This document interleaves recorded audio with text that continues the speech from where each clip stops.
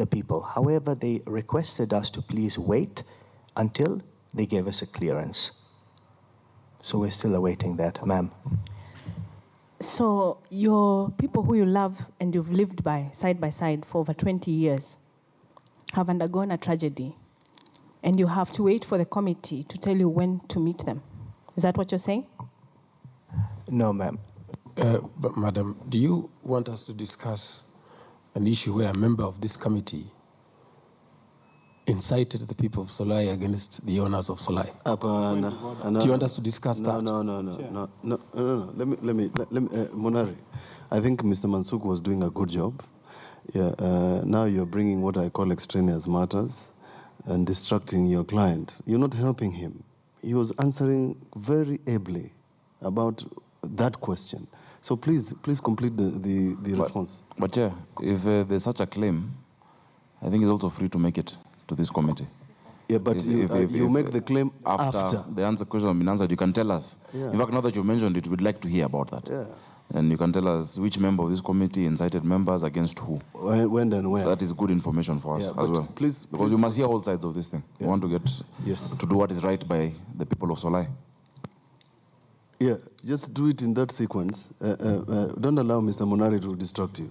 Okay, sir. You're doing well. Not. Thank you, sir. And I can as I said, I'm a person who just wants to be cooperative and make sure that, we say the truth. Yes, ma'am, sorry.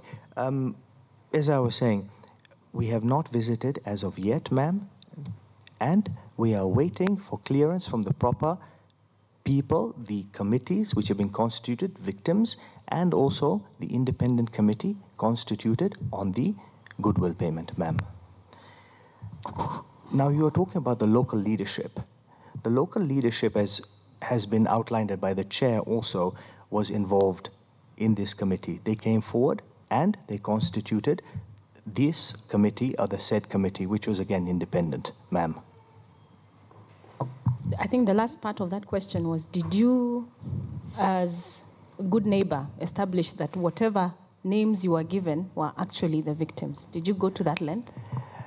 Ma'am, when I believe, and forgive me if I overstep my mark when I answer this, when there is an independent committee, to the best of my understanding, when there's 16 or 14 heads, they would perhaps be better than my one head, and they are actually dealing every day with the people who have been affected. They are living all the time. I am one person. There are a number of people and an entire wing, ma'am, and a panel who have been engaging us and talking to us and talking to them also, ma'am. So I felt that that was a more broad-ranging, a more encompassing approach, rather than having one Perry, Consagro, Mansuk, whatever I am known as, a Perry, to go across and establish this, ma'am.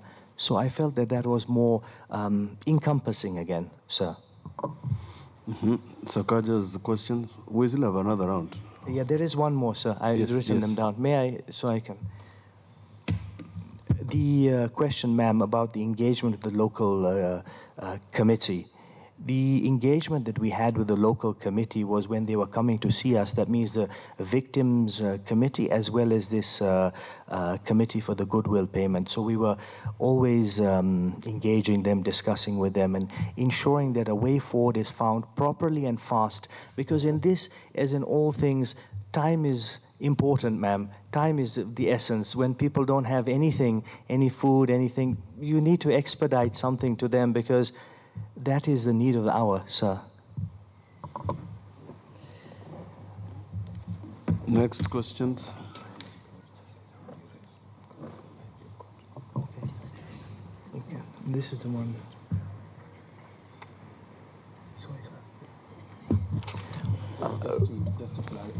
Just to clarify on just one issue, Senator Mutula Kilonzo Jr., the question on duress on payment is a live issue in a suit before the Nakuru High Court. So I was advising Perry not to get into that.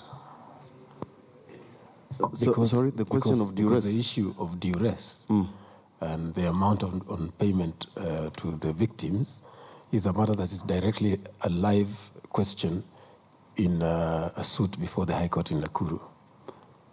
So what is the suit seeking to do? Exactly what you asked, Honorable Senator. that there was duress and that the amount was not enough. Yeah. What about the indemnity? Who prepared the indemnity?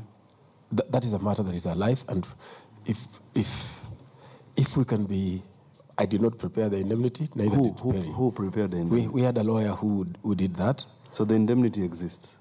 What we are saying, is it an indemnity? No. It may be called that, but it is not.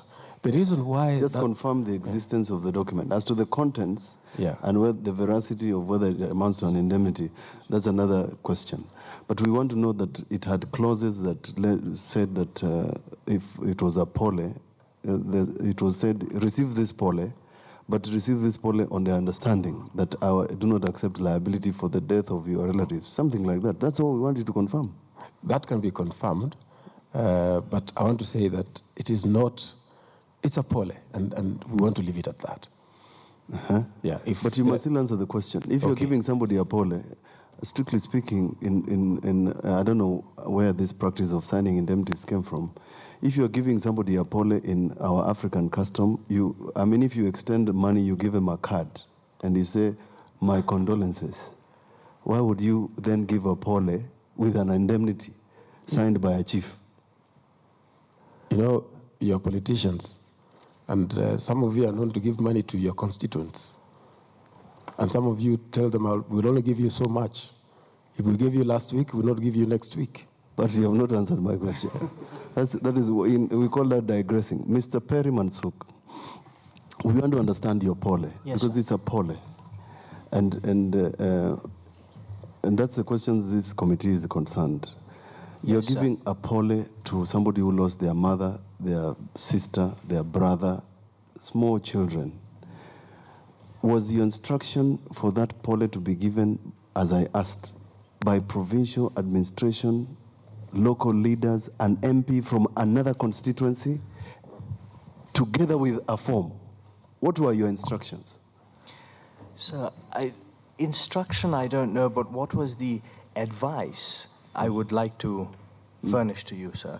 The advice was to ensure that once a proper holistic fact-finding mission has completed its task in the form or guise of the independent committee, they would then furnish this to us, and we would make the pole token payments to the people. However, there would be an issue that we would have to broach with the community to make sure that there is some form of, I don't know what word to use, but some, perhaps, when it is a payment is made, there has to be some arrangement between both parties, sir, without upsetting anyone in the house, which is absolutely not my intention. I think you can see that my approach is one of cooperation. So I am making sure I don't use any words that can upset anybody in any way, sir. So please forgive me. That at the end of the day, we had to ensure that when these payments were made out or cleared, that there was some form of fallback for us, sir. This is what the matter is. Fallback is called security. You wanted to secure yourself. No, sir, I mean... Why didn't you ask them to sign an acknowledgement, for example? So again, I myself am not a lawyer, and I'm coming to the point that the Honorable Senator Sakaja has asked me about law. I'm not a lawyer, I'm a businessman, and I've tried always within my knowledge to do what I can to make sure that I don't blatantly do anything out of the way or wrong, You still haven't answered the question, but I want you to go to Sakaja. I want us to move quickly. We are moving very slowly. Senator Sakaja's questions. But remember, we still want your mind. Sir, yes, sir. As to why you would give pole with forms that are legal. Why? Think about it as you're answering Senator Sakaja. Right, sir. Yeah. Senator Sakaja, I have your questions if I will. Yes, proceed. The first one is, excuse me, regarding laws and abiding with them. When it is that we are furnished with any law that we have to abide with, we try and do the best that we can. Means that if we have to appoint consultants, lawyers, we have to allow apparatus of state to enter our property. We have never ever objected. We have never locked our gates and said, you cannot enter. There are people who are allowed to come in and out freely, and when they say they're not allowed, I would say that it's sad that they say that because it's not true. we must make sure the laws of Kenya are very clear. They're being updated all the time. There can be a time where human error, perhaps somewhere 5-6%, you may miss something, but we must rectify immediately. Law is something that is a moving goalpost, and we must comply with. We must try and understand where it is moving and abide with it, sir. Yeah, but the question by Sakaja, if I understood, you're at liberty to, is, did you understand that you applied for a WIA? I'm coming to that, sir. That's what I thought he asked, yes. Chair, I asked a series of questions. Yeah, he asked. That one was one of the questions. The second question, sir. About, what he's talking about, access. That certain agencies have come before us and have said that they have been repeatedly denied access to your farms. Chair, procedurally, I think next time we need to maybe invoke oath-taking in this meeting, because these are two people who've come before this committee and giving us completely different accounts. These public officers are saying they've never been allowed, and for us we ask, okay, if you've not been allowed, it means either you're complicit, because then you don't report to the county commissioner that we have been denied access to these farms, or you. So one of the two is lying, either you or them. Sir, I wouldn't like to brand anybody as a liar, sir, but what I can say that I have been complicit because I have always made sure that all of our payments are made on time. All the meters are running. They must come to check their own apparatus, so they must be allowed in. All the water meters are working. All the various requirements are met with. Okay. If they were not allowed at all, sir, how would they come and ascertain anything? So on the record, you're saying that there is no official of government from the Ministry of Water, from the Water Resources Management Authority, or from the county government of Nakuru who has ever been denied access in inspecting your farm? To the best of my knowledge, sir, no. Thank you. Let's move to the next question. Okay. Let us go to the question of the permit of the WIA / the dam. Sir, if you look into the papers, we have, the paper means the permits, we have permission for a dam at Milmet. Do you have that document? That's the one we have to furnish tonight. We will be furnishing that document. No, but we have a document here. So we want you to confirm. Is that the one addressed, the one of cancelled? We have to look. Can we have sight of that document? Yes, we will give it to you. Then we can be able to say what we are talking about. I'll give it to you. Okay. That's the original. Can you have the original? But as we undertook, we will be supplying this committee with all the documentation that we have in our possession. Which one are you referring to that you applied for a dam? Which year is that? There was also a question on the assessment. Some of these dams came long before MCA came into operation. So let's have that in mind as well. No. That is what I said. You're not helping us. You're distracting us. You know, we know all those things. What I have is an application, a permit dated 27th of March 2009. Is the one that is that the one? Chair, I have permission from my learned senior to say something. There is a permit in our possession for the subject dam that broke its banks. It was issued in June 2017, and it's expiring in December this year. We will provide that. A dam? Yes. It is indicated as a Class A dam. Yes. There's a permit. Good. Issued by who? Issued by the then Water Resources Authority. Water Resources, it's under the Water Resources Management Authority, but with the 2016 Water Act, I believe it should be the Water Resources Authority. Do you have it with you there? You could tell us who. I left it in the office. Who issued but it? I have it. I have it. I can undertake to provide it. Even if it is today, it is there. So in 2017, you're saying you applied for a dam? It was a renewal. Of a dam? Yes, it is there. So where is the initial application for a dam? You don't renew a dam if you didn't have a dam.